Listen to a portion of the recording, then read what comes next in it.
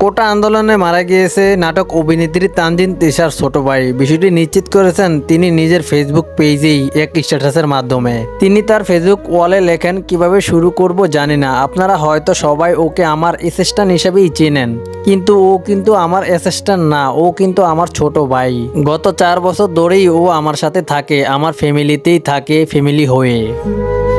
তানজিন তিশা আরও লেখেন, আমার সবচেয়ে বেশি টেক কেয়ার করেছে ও। আপু কি খাবে, আপু কি লাগবে, আপু কখন ঘুমাবে, আবার আপুর মনটা কখন খারাপ কখন ভালো, সবকিছুই এই ছেলেটা দেখতো আবার জানতো।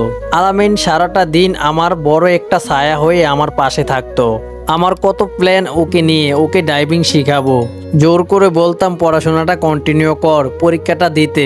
অনেকে অনেক কিছুই বলতো, কিন্তু দুনিয়ার সঙ্গে যুদ্ধ করেও আপুর পাশে এসেই বসে থাকতো আলামিন।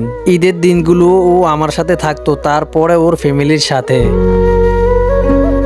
আলামিনকে কত বকা দিয়েছি, আবার একটু পর ঠিকই বসতাম, আবার মন খারাপ করেও থাকতো। আর সেই ছেলেটা একটা না দুইটা গুলি কি করে নিয়েছে এই বাচ্চা ছেলেটা।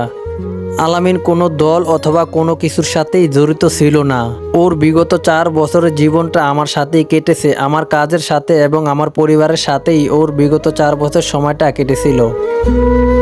তানজিন তিশা আরও লেখেন, ওর জীবনও কোনো পাপ নেই। এই 4 বছর ও আমার সাথে চলাফেরা করেছে, আমি দেখেছি ও কিরকম ছেলে। দোয়া করবেন সবাই, আল্লাহ যেন ওকে মাফ করে দেয় এবং সুন্দর একটি জীবন যাপন করে ও পারে।